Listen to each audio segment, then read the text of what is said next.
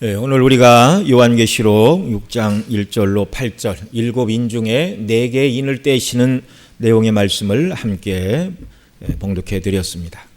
이 말씀은 성부의 오른손에 있는 두루마리를 취하신 승리하신 어린 양 예수 그리스도께서 그 인을 떼시는 내용입니다.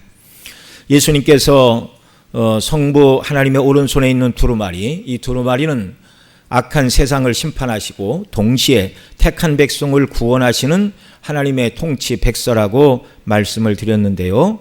이제 이것을 실행하시기 위하여 어린 양이신 예수님께서 인을 떼시고 계시는 모습입니다. 주님이 이 인을 떼시고 이 일을 실행하실 수 있는 자격을 갖추신 것은 앞서 5장에 살펴본 대로 장로 중에 하나가 유다 지파의 사자여 다윗의 뿌리인 분이 이기셨다. 어린 양이 이기셨기 때문에 그분이 인을 뗄 수 있다. 이렇게 말씀을 하였습니다.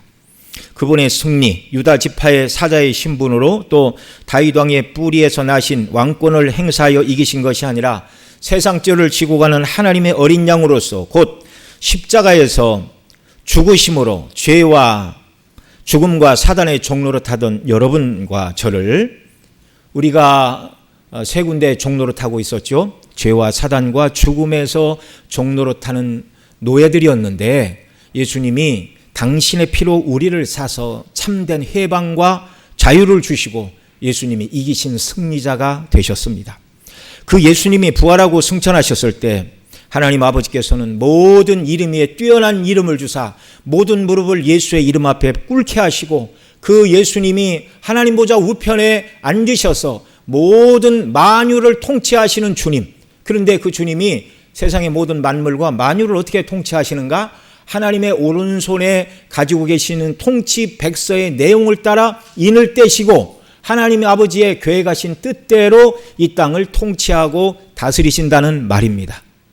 오늘 저와 여러분이 읽은 일곱 인을 떼시는 내용, 첫 번째부터 네 번째 인까지 떼어지는 모습을 읽었는데 그 모든 일들이 바로 하나님 아버지의 계획하신 그 일을 예수님이 실행하시는 왕으로서의 왕권을 행사하시는 일이다라는 말입니다. 그러니 우리가 살펴볼 내용들이 그렇게 평화로운 얘기가 아니에요. 수많은 사람이 죽고 굶고 고통을 당하는 일들입니다. 그러나 기억하십시오. 하나님의 뜻대로 되어지는 일이고 예수님이 행하시는 일이니 저와 여러분 모두에게는 유익이 되는 일이라는 말입니다. 이제 만왕의 왕이신 예수님은 그 권세를 가지시고 6장 이하의 두루마리에 기록된 대로 일곱 인을 떼시고 일곱 번째 인에 포함된 일곱 나팔, 그리고 일곱 나팔 중에 여섯 나팔이 불리고 또 일곱 번째 나팔에 포함되어 있는 일곱 대접의 그 모든 재앙을 실행하시는 주체가 예수 그리스도예요. 이 모든 일을 행하심으로 말미암아 말씀드린 대로 사단의 권세 아래서 종노릇하며 악을 행하는 세상을 심판하시는 일이고 또 그 악한 세상에서 고난과 핍박을 당하는 교회를 구원하시는 통치 행위라는 말입니다. 여러분, 세상을 심판하시는 일과 교회를 구원하시는 일이 분리된 일이 아니라 세상을 심판하시는 일은 동시에 교회를 구원하시는 일은 하나라고 말씀을 드렸죠. 동전의 양면처럼, 동전이 앞면이 있고 뒷면이 있지만 그렇다고 해서 동전이 두 개라고 말하지 않습니다. 동전의 양면처럼 이것은 하나의 사건입니다. 악한 세상을 심판하시는 일과 택한 백성을 구원하시는 일은 동시적으로 진행된다.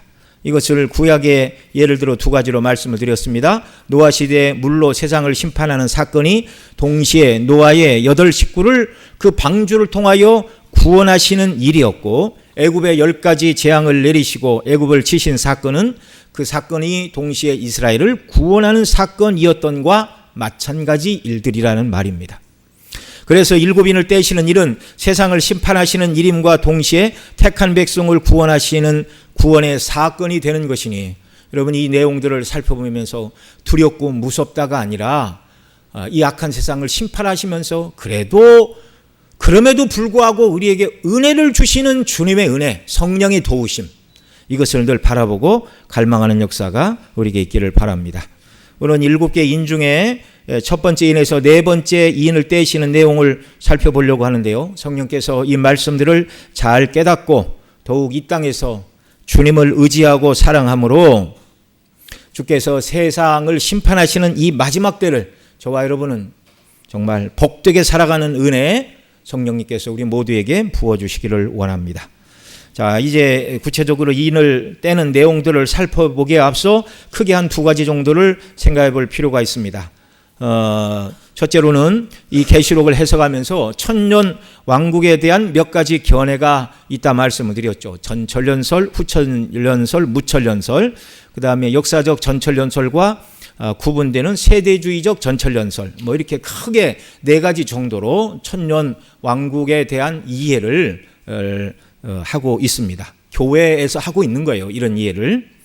천년 왕국이라는 말씀은 어디서 나왔지요? 요한계시록 20장 4절과 6절에 그리스도와 천년 동안 왕노릇 한다라는 말씀에서 발전된 신학입니다. 이 성경에서 중요한 것은 여러 번 강조를 하는데 이 천년 동안 왕노릇 한다는 얘기는 계시록 20장 4절과 6절 두 군데에서만 이렇게 발견이 돼요. 근데 이걸 가지고 엄청나게 천년 왕국에 대한 교리를 만들려고 하면 상당한 문제가 발생할 수가 있다는 걸 우리가 먼저 기억을 해야 됩니다. 자, 전천년설이라는 말은 천년 왕국 전에 주님이 재림하신다 그 말입니다. 천년 왕국 전에 주님의 재림설, 이것을 줄여서 이제 전천년설 그렇게 말하는 거예요. 그러니 이 견해는 예수님 재림 이후에 이 땅에 문자적으로 천년 동안 예수님과 저와 여러분이 왕노릇한다 그 말입니다. 우리 개혁주의 입장에서 저도 그렇고 우리 원로 목사님도 그렇고 이 전천년설을 우리 교단 안에서 교리로 받는 사람들도 있지만 우리는 그렇게 믿지 않습니다. 왜 그리스도와 천년 동안만 왕노릇하려고 그래요? 영원 무궁토록 주께서는 저와 여러분을 초대해서 영원토록 하나님을 섬기는 제사장으로 천국에서 영원토록 주와 함께하는 왕적인 권세를 주신다고 하셨는데 왜 천년만 왕노릇할 생각을 합니까? 예. 후천년설은 이 땅에서 사람들이 이상향의 세계를 이루어 천년 동안 그런 왕국을 건설하고 그 후에 예수님이 재림이 있을 것을 말하는 견해인데 20세기 초반에 잠깐 있었어요. 오늘날은 이 견해를 말하는 사람이 거의 없습니다. 왜냐하면 세계 1차, 2차 전쟁, 두 번의 전쟁을 통과하면서 과학과 문명이 발달해도 인간 본성이 악하여 절대로 이 땅의 사람들의 힘으로 건설하는 평화는 이 땅에 임할 수 없다라는 것을 배웠기 때문입니다. 불가능한 일이에요. 이에 비하여 무천년설은 문자적인 천년왕국은 없고 예수 그리스도의 초림부터 재림 사이에 교회사 기간이 천년왕국 기간으로 받는 견해가 무천년설입니다. 우리 원로 목사님도 이 견해에서 과거 계시록을 다 강론을 하셨고 저도 이 견해를 따르고 있습니다. 네 번째로 세대주의적 전천년설 견해가 있는데요. 이들은 예수님의 공중재림 후에 믿는 자들이 휴가가 되고 지상에 7년 대환란이 시작되는데 계시록 우리가 살펴보고 있는 6장부터 19장, 물론 그 사이에는 14만 4천 또 여자와 용의 싸움이 중간중간에 이렇게 기록되고는 있지만 이제 큰 단락은 6장부터 19장 사이가 일곱 나팔, 일곱 대접의 재앙이 쏟아지는 내용인데요. 바로 그 기간이 이 세대주의적 전천년설을 교리로 받은 사람들은 바로 이 6장부터 9장까지 일곱 나팔, 일곱 대접의 재앙이 쏟아지는 기간이 7년 대환란의 기간이다 그렇게 말하는 거예요. 그러니까 그 사람들 입장에 보면 지금 6장부터 예수님이 인을 떼시는 내용은 아직 벌어지지 않는 일입니다. 그러니까 어떤 신학을 가지고 있느냐가 성경 해석의 키가 되어 그런 이 말씀을 드리는 거예요. 이것은 지금 현재 일어나고 있는 일들입니다. 그리고 그들은 계시록 20장에서 기록된 대로 문자적으로 천년 동안 왕노릇한다. 또 그 견해를 지지하는 분들 중에 어떤 분은 7년 대환란 중에 전반기 3년 대환란은 그렇게 극심하지 않으니 후 3년 반의 대환란 기간이 바로 일곱인과 일곱 나팔과 일곱 대접의 재앙이 쏟아지는 시기다 이렇게 주장하기도 합니다. 어떤 분들이 이런 입장에서 이 계시록을 강론하는 것을 들으실 기회가 있다면 그분은 세대주의적 전천년 설에 입각해서 성경을 해석하고 있구나, 그렇게 이해를 하시고, 개혁주의 입장과는 다르구나, 우리 교회에서 목사님들이 강론한 내용과는 입장이 다르구나, 그렇게 이해를 하시고 넘어가면 됩니다. 싸울 필요 없습니다. 왜냐하면 우리 바르게 믿겠다 하는 사람들 안에서도 견해가 다르기 때문에 그렇게 믿으시는군요 하고 넘어가면 되고, 우리는 우리가 믿는 바대로 붙들고 믿고 나가면 되는 것입니다. 자, 오늘 본문부터 시작되는 일곱 인이 떼어지고 일곱 나팔이 불려지고 일곱 대접이 쏟아짐으로 이 땅에 여러 재앙이 쏟아지는 것은 성경이 말씀하는 말세인 그리스도의 초림부터 재림 사이, 성경이 말하는 말세는 언제부터 언제라고요? 예수님의 초림부터 재림까지가 말세고, 우리가 살고 있는 이때는 말세의 끝이라고 그래요. 말세 지말. 2000년이 지났으니 얼마나 마지막 때가 더 가까웠습니까? 그러나 예수님이 승천하신 그때부터 성경은 말세라고 말해요. 여러 번 말씀을 드렸습니다. 자, 구체적으로 이 일곱 인의 경우에는요, 이제 마지막 일곱 번째 인은 이제 일곱 나팔하고 연결이 됩니다. 그러니까 실제적으로 일곱 인 중에 다룰 수 있는 내용은 6개의 인인데, 마지막 6개의 인이 떼어지는 그때는 예수님의 재림의 때를 말하고 있어요. 나머지 첫째 인부터 5번째 인까지는 말씀드린 대로 예수님의 초림부터 재림 사이, 5번째 인의 내용은 다음 주에 살펴보겠지만, 순교자들이 이제 하나님 앞에서, 이미 순교한 자들이 하나님 앞에서 우리의 피를 언제까지 갚아주시지 않겠습니까? 그러자 아직 내 동무 종들과 형제들처럼 죽임을 당하여 그 수가 차지 않았다, 이렇게 말씀하시는 거예요. 그러니까 순교의 역사는 예수님이 승천하신 다음에 기독교 최초의 순교자는 누구입니까? 스데반 집사예요. 사도 중에는 누가 제일 먼저 순교를 당했죠? 요한의 형제 야고보가 순교를 가장 먼저 당했습니다. 그 순교자들부터 예수님 직전까지 있을 모든 순교자들이 순교를 당하게 되는 내용이 바로 5번째 인이 떼어질 때 이미 순교한 그들이 하나님 앞에 호소하는 내용입니다. 그러니까 첫째 인부터 5번째 인까지는 예수님의 초림부터 재림 사이에 언제라도 반복적으로 일어날 수 있는 일이라는 걸 기억을 해야 됩니다. 그러니까 첫 번째 인 다음에 두 번째 인이 발생하고, 두 번째 인이 떼어지고, 세 번째 인이 떼어지는 사건이 발생하고, 이렇게 연차적으로 일어나는 것이 아니라 순서 없이 반복적으로 어느 곳에는 하나, 두 개, 세 개가 동시에, 이것이 인이 떼어지는 현상이 안 나타날 수도 있고, 그러니까 이 땅의 성격이 그렇다는 것입니다.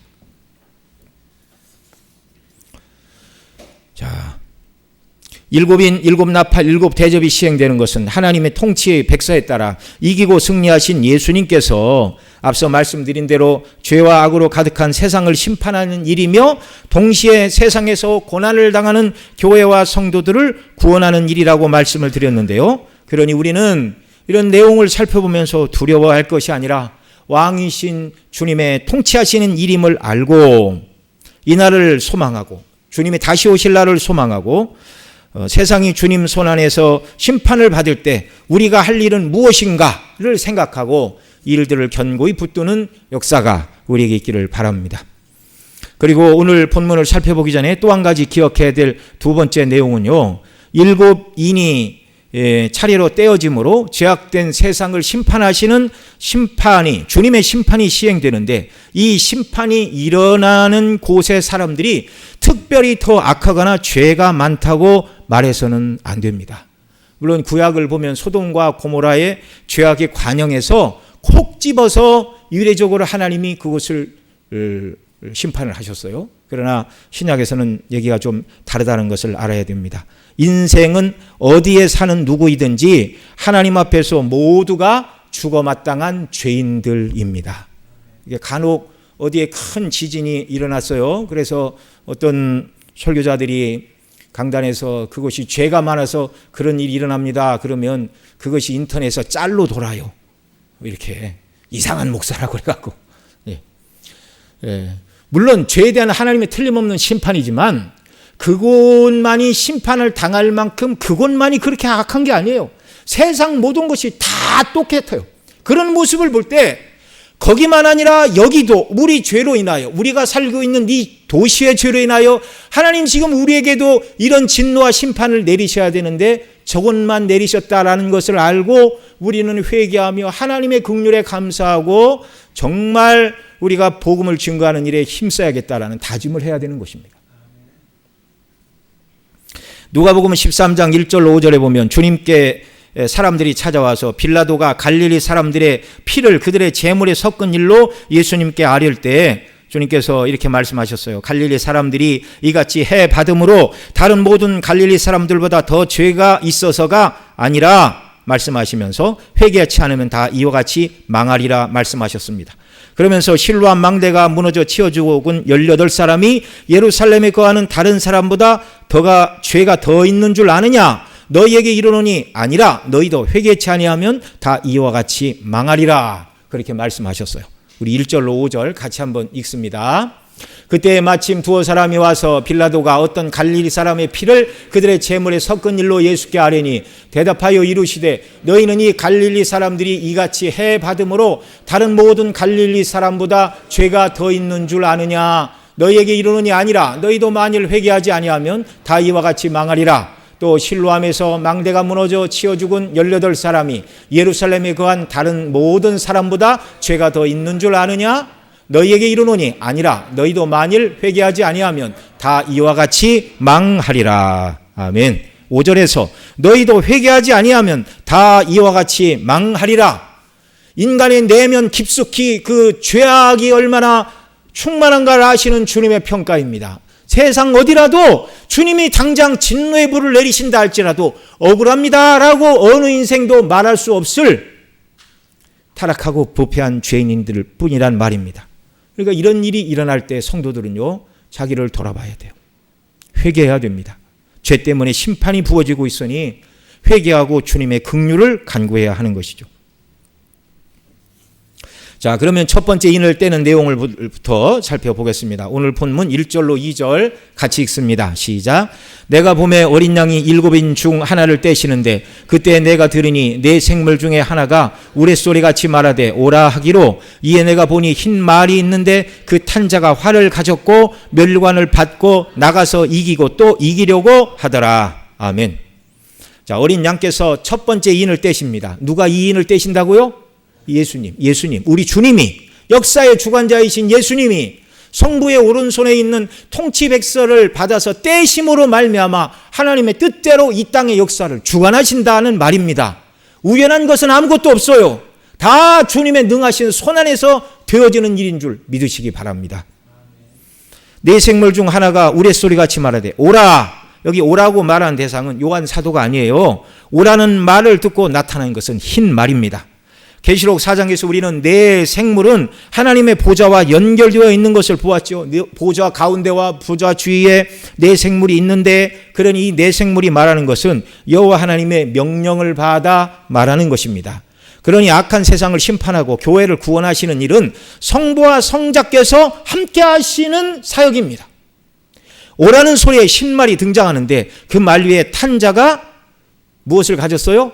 활을 가졌고 또 면류관을 받고 나가서 이기고 또 이기려고 하더라. 예. 처음 4개의 인이 떼어질 때마다 모두 말이 등장하고 탄자가 등장을 합니다. 그래서 첫 번째 인부터 네 번째 인까지 이렇게 묶어서 설교를 할 수가 있습니다. 첫 번째 인이 떼어지자 2절에서는 흰 말이 등장했고, 우리가 읽은 대로 두 번째 인이 떼어지자 4절에서는 붉은 말이 등장했고, 세 번째 인이 떼어지자 5절에서는 검은 말이 등장을 하고, 네 번째 인이 떼어지자 8절에서는 청황색 말이 등장합니다. 이 말들은 세상을 심판하는 하나님의 보내심을 받은 심판의 대행자들이에요. 구약에서도 그런 모습이 기록되고 있습니다. 스가랴에게 주신 환상 가운데 스가랴 6장 2절, 3절, 8절 제가 읽어드립니다. 첫째 병거는 붉은 말들이, 둘째 병거는 검은 말들이, 셋째 병거는 흰 말들이, 넷째 병거는 어룽지고 건장한 말들이 메었는지라. 8절 그가 내게 외쳐 말하여 이르되 북쪽으로 나간 자들이 북쪽에서 내홍을 쉬게 하였느니라. 북쪽뿐만 아니라 남쪽 사방에 이 말들이 다 퍼져나갔어요. 개역 한글에서는 이 8절을 북방으로 나간 자들이 북방에서 내 마음을 시원케 하였느니라 이렇게 번역하고 있습니다. 동서남북으로 하나님께서 보내신 말들이 나가 이스라엘의 대적 하나님의 원수들에게 심판을 행함으로 하나님의 마음이 시원했다 이렇게 말씀하는 내용입니다. 여러분, 역사의 마지막은 우리 주 예수 그리스도께서 죄인과 악한 자들 사단 마귀를 불못에 던지시는 완전한 심판으로 역사가 결말이 나는 줄 여러분 믿으시기 바랍니다.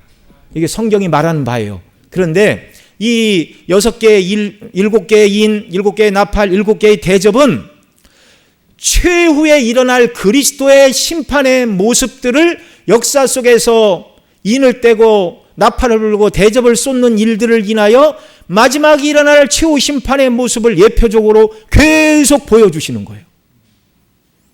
그래서 악한 세상을 징벌하시고 또한 그것이 동시에 믿는 자들에게는 무엇이라고요?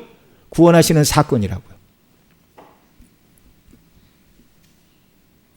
첫째 인부터 다섯째 인이 떼어지는 것, 순교자들이 자기의 핏값을 갚아달라는 내용이 다섯째 인이라고 말씀을 드렸죠. 그러니까 첫 번째 인부터 다섯째 인이 떼어지는 일은 교회사 기간 안에 마지막 심판을 상징하는 예표적인 심판의 모습으로 역사 속에서 계속 나타날 수 있다는 말입니다.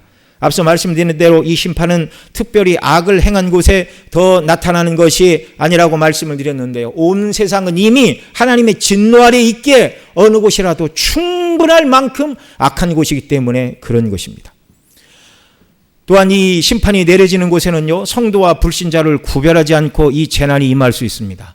예를 들면 코로나도 인간의 죄로 인한 하나님의 징계의 한 방편이죠. 그러나 이 코로나가 믿는 성도들이라고 피해가지는 않습니다. 믿지 않는 자들에게는 이 재앙이 죄에 대한 심판입니다. 그러나 성도들에게는 구원의 사건이에요. 왜요? 성도들은 이런 일들을 보고 자신의 연약함과 죄를 회개하게 되고 주님께 더 가까이 가게 되는 방편이 됩니다. 설령 이 코로나로 인해 목숨을 잃는다 해도 그것은 저주가 아니라 영원토록 소망하던 영광의 나라 주님 품 안에 들어가는 일이니 이것은 저주가 아니라 오히려 성도가 구원을 받는 사건이라는 말입니다. 그리고 세상을 심판하는 일이 세상에게는 말 그대로 심판이고 재난이지만 교회와 택함 받은 백성들에게는 이것이 구원의 사건이 된다는 말이에요.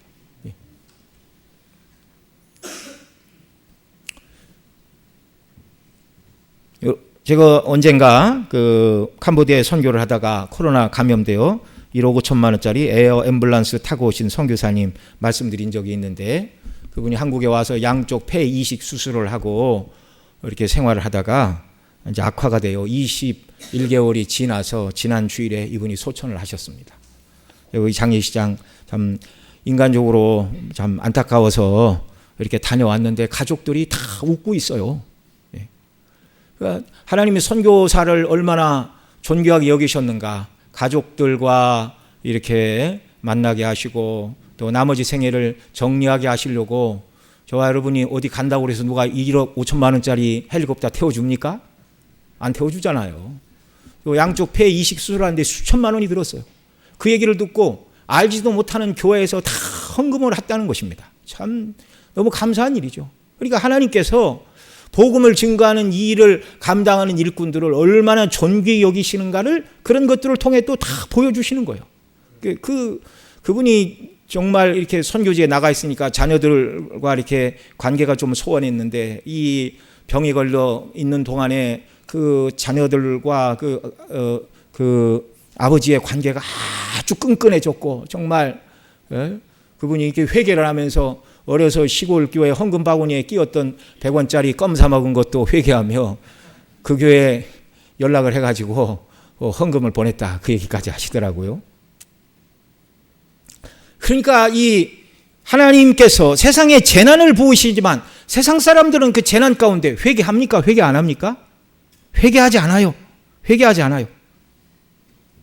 그런데 성도들은 그런 일이 있을 때 회개하고 자신의 연약함을 돌아보고 고난을 당하는 자들을 긍휼히 여겨주시기를 위하여 기도하고 그리고 우리가 이러한 때 할 수 있는 일이 무엇인가를 생각하고 복음을 증거하며 선한 일을 행하기에 힘쓰는 것이 은혜 받은 성도들이 고난과 고통을 당하는 이 세상 가운데서 해야 마땅한 일이라는 말입니다.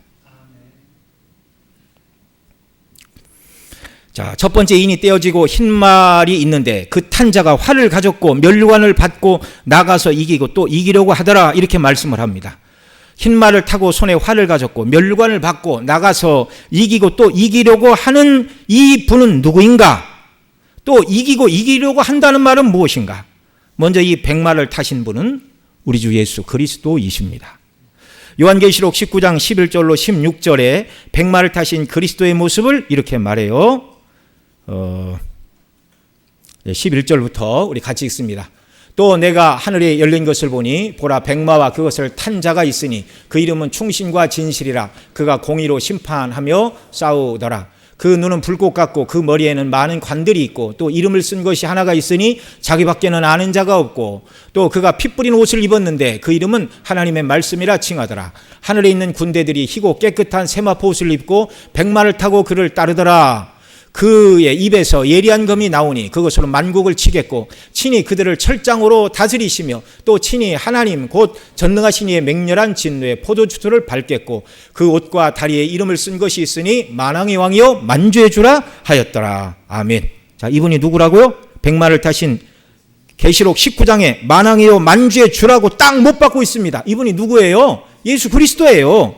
오늘 본문에도 흰말을 타셨습니다. 머리에 멸관을 쓰셨습니다. 그래서 오늘 본문에 흰말을 타신 분은 예수 그리스도다, 이렇게 해석이 가능한 것이죠. 어떤 신학자들은 이분이 그리스도가 아니라 도리어 적그리스도라고 말하는 분들이 있습니다. 그들은 요한계시록 19장에 보면 예수님의 손에는 칼이 있는데 여기 요한계시록 6장 2절에 흰말을 탄 분의 손에는 활이 있기 때문에 활은 예수님의 무기가 아니다, 이렇게 말하는 분들이 있어요. 그러나 그렇지는 않습니다. 하박국 3장 9절 10절에 보면 하나님께서 사용하시는 무기 중에 하나가 바로 활이라 말하고 있어요. 9절 11절 같이 읽습니다.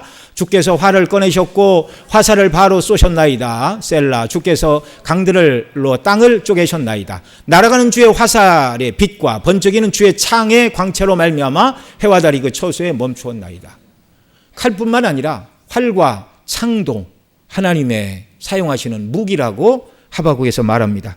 또 시편 45편 5절에 왕 되신 그리스도를 노래하며 5절에 이렇게 말해요. 같이 읽습니다. 왕의 화살은 날카로워 왕의 원수의 염통을 뚫으니 만민이 왕의 앞에 엎드러지는도다. 아멘. 예수님께서 흰말을 타고 싸워서 이기고 또 이기시는 이 모습은요, 예수님께서 그 복음의 말씀으로 사단의 세력을 허무시고 계속해서 천국을 확장해 나가시는 모습입니다. 마태복음 12장 28절로 29절에 예수님이 이렇게 말씀하셨어요. 예수님이 귀신을 쫓아내자 귀신의 왕 바알세불이 집혀서 절한다라고 모함하는 그들을 향해 하시는 말씀입니다. 그러나 내가 하나님의 성령을 힘입어 귀신을 쫓아내는 것이면 하나님의 나라가 이미 너희에게 임하였느니라. 사람이 먼저 강한 자를 결박지 않고서야 어떻게 그 강한 자의 집에 들어가 그 세간을 강탈하겠느냐. 결박한 후에야 그 집의 세간을 강탈하리라. 이 말씀에 비추어 보면 저와 여러분 모두가 예수님 믿기 전에는 사단의 권세 아래에 놓여있던 사단의 세간들이었어요. 그런데 예수님이 사단과 싸워 이기시고 사단의 세간들인 저와 여러분을 강탈하내 당신의 백성과 자녀들로 삼아 주셨다는 말입니다.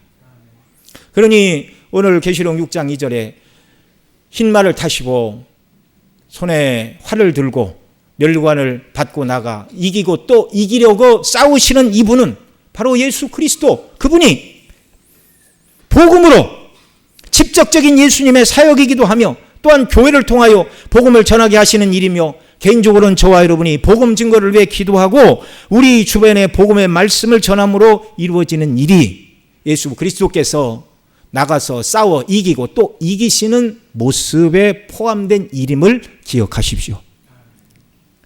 주님이 인을 떼시고 이 세상을 징벌하시며 택한 백성인 저와 여러분을 구원하시는데 그 일에 저와 여러분을 초청하고 계십니다. 어떤 사람은 예수님은 완전히 승리하신 이기신 분인데 여기 왜 또 이기고 이기려고 하더라?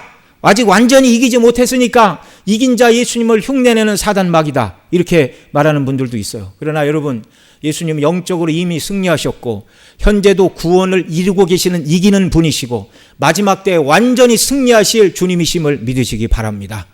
이것은 우리의 구원과도 같아요.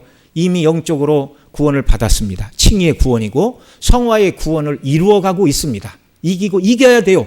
그리고 주님이 우리를 영화롭게 하시는 완전한 성화가 완성되는 날이 오는 것입니다.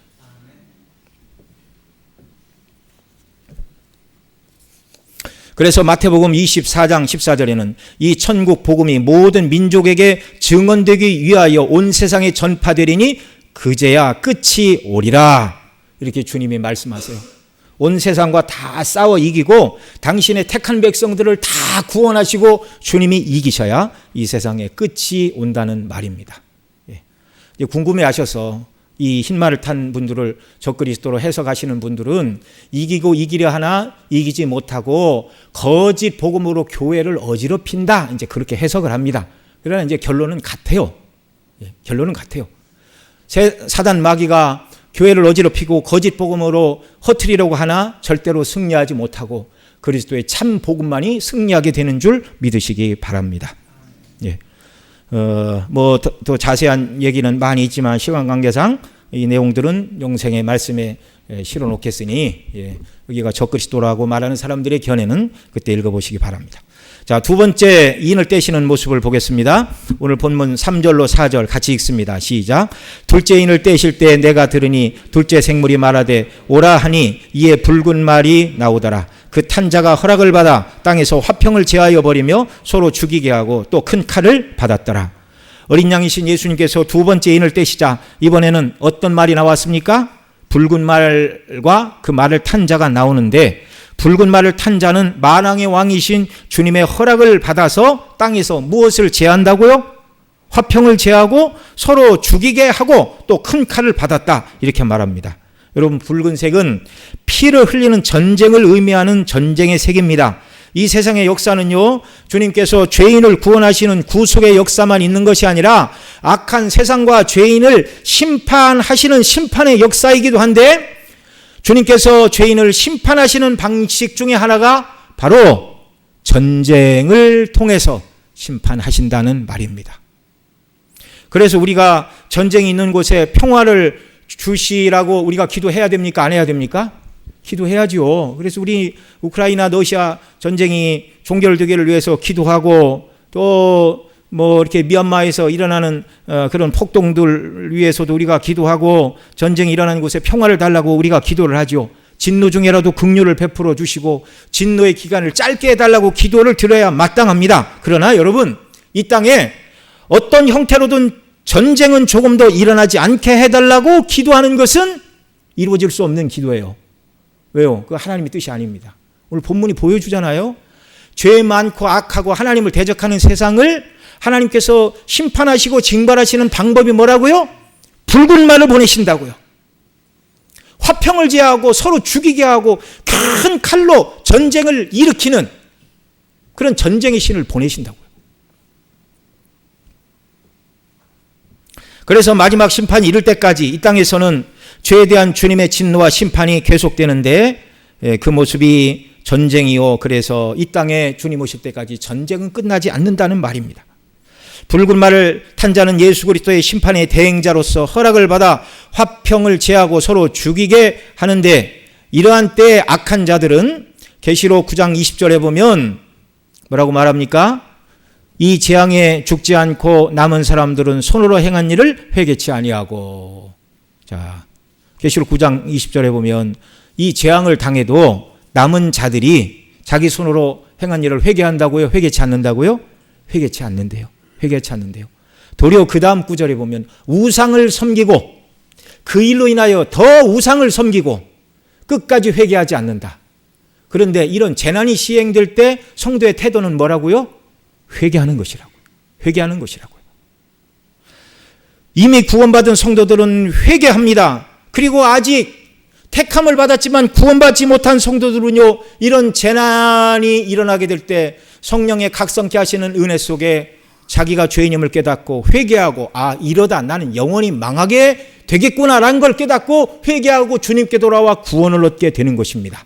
진노와 재난 속에 택한 백성들에게 베푸시는 은혜이죠. 그러나 택한 바지 않은 세상의 모든 사람들은 주님이 이 땅에 재난을 보내셔도 그들의 반응은 뭐라고요? 끝까지 회개하지 않고 도리어 자기들이 섬기는 우상에게 더 집중한다고요. 자, 세 번째 인을 떼시는 모습을 봅니다. 본문 5절로 6절 같이 읽습니다. 시작. 셋째 인을 떼실 때 내가 들으니 셋째 생물이 말하되 오라 하기로 내가 보니 검은 말이 나오는데 그 탄자가 손에 저울을 가졌더라. 내가 내 생물 사이로부터 나는 듯한 음성을 들으니 이르되 한 데나리온의 밀한대요 한 데나리온의 보리 석대로다. 또 감람류와 포도주는 해치지 말라 하더라. 여기 5절에서 어린 양 예수께서 셋째 인을 떼시니 셋째 생물이 오라 명하자 이번에는 어떤 말이 등장했습니까? 검은색 말. 검은색은 기근을 상징하는 말입니다. 그 말의 탄자의 손에 저울이 있는데 이 저울은 경제활동과 밀접한 도구로서 곡식의 무게를 재는 단위이죠. 곡식뿐만 아니라 모든 경제활동의 척도가 저울과 이 대박들입니다. 근데 기근이 임하여 경제활동이 어려워지고 먹을 것을 저울에 달기도 어려운 때가 온다라는 말입니다. 그런데 6절에서 내 생물 사이에서 한 서리가 나는데 뭐라고 말해요? 한 데나리온의 밀이 얼마라고요? 한 돼. 한 데나리온의 보리는 석돼. 보통 한 데나리온은 노동자 하루 품삯이었습니다. 그 포도원 품꾼에 비유해서 아침에 일찍 온 자나 늦게 온 자나 한 데나리온을 줬어요. 그러니까 한 데나리온이 하루 노동자 품삯이라 그 말입니다. 그런데 일반적으로는 하루 일한 한 데나리온 가지고 밀의 경우에는 일반적으로 8대를 샀대요. 그 다음에 보리의 경우에는 이제 48대를 샀다는 것입니다. 그러니까 보리는 이제 가난한 사람이 먹는 값싼 음식이었어요. 이를테면. 그런데 여기 데나리온 한 대에 밀이 한 대라 그러니까 평소보다 8배 값이 올랐다는 말이고 또 평상시에는 한 데나리온에 48대의 보리를 살 수 있었는데 그 보리를 석대밖에 사지 못하니까 보리값은 16배가 폭등한 것입니다. 이거 경제학 용어로 뭐라고 그러죠? 인플레이션. 극심한 인플레이션. 돈은 넘쳐나는데 살 것이 없어요. 물론 그 돈도 가난한 사람은 없습니다. 엄청난 인플레이션이 일어나 노동자가 하루 종일 일해서 밀을 사면 겨우 자기 아침, 점심, 저녁 세 때 먹을 양식을 구할 수 있고 그보다 값이 싼 보리의 경우에는 겨우 3사람분의 양식을 얻을 수 있다는 말입니다. 가족이 4사람, 5사람은요 하루 종일 일해도 가족이 입에 풀칠도 못하는 고난의 때가 온다는 말입니다. 그런데 감람류와 포도주는 해치지 말라라는 음성이 들렸습니다.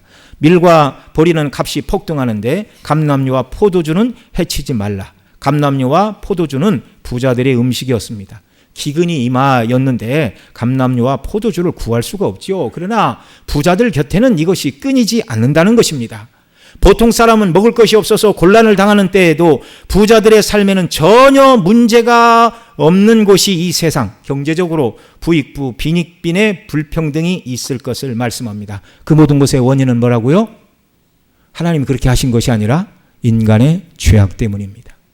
인간의 죄악 때문입니다. 좀 더우면 에어컨을 다 트시기 바랍니다. 이 세상은요, 예수 그리스도께서 흰말을 타시고 사단의 권세를 무너뜨리시고 택한 백성들을 구원하시는 복음 역사가 진행되는 곳임과 동시에 붉은 말을 탄 자가 전쟁을 일으켜 사람들이 죽어나가게 하는 전쟁도 계속되는 곳이며 동시에 검은 말을 탄 자가 활동을 하여 경제가 어려워지고 빈부격차가 심해지는 곳이 또한 이 세상이라는 말입니다. 우린 이 세상의 성격을 알아야 돼요.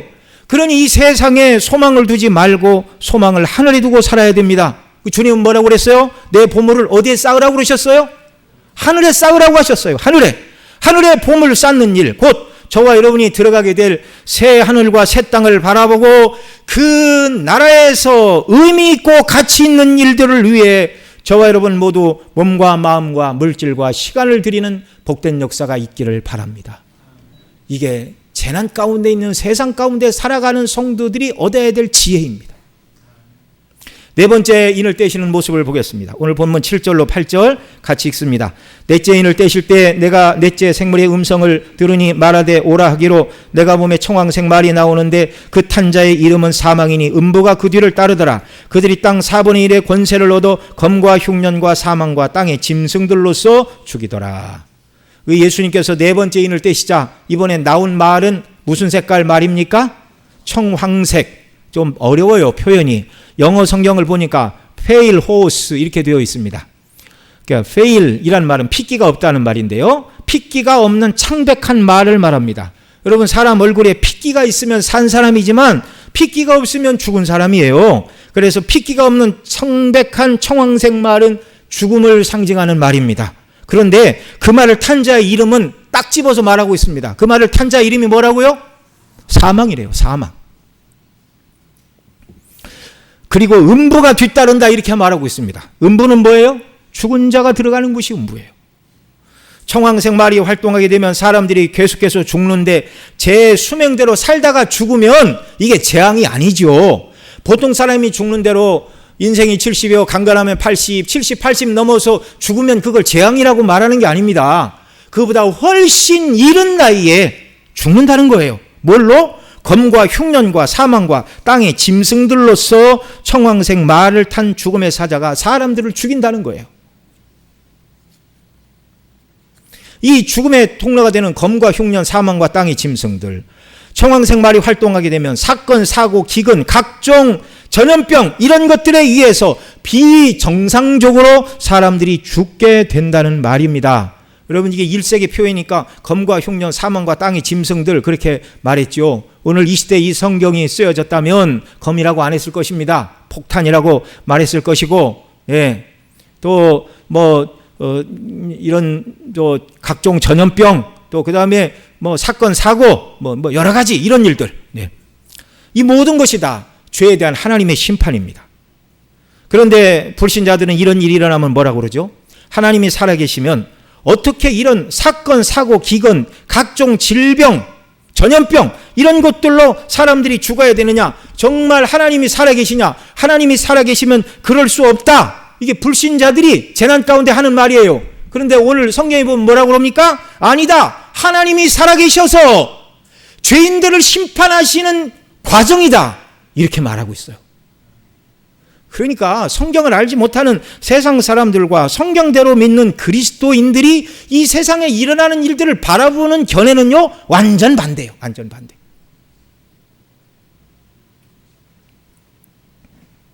누가 그렇게 물으면 이 세상이 죄로 인하여 진즉의 심판을 당해야 되는데 하나님의 최종적인 심판을 앞두고 죄인들이 회개하라고 주께 돌아오라고 보여주시는 예비적인 심판의 모습이라고 여러분들은 분명히 말해 주어야 합니다.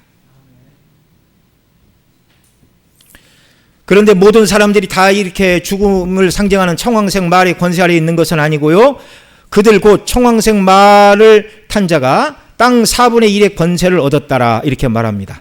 자, 그러니까 이 전 세계 모든 곳이 이 죽음의 사자가 활동하여 모든 사람이 사건, 사고, 질병, 전쟁 이런 것들로 다 죽는 것이 아니라 이런 일들은 땅에 얼마만 이런 일들이 지배하고 있다고요?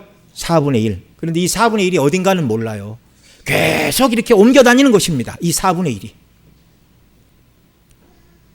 하나님께서는 청황색 말을 탄 자의 활동을 4분의 1로 제한하셨어요.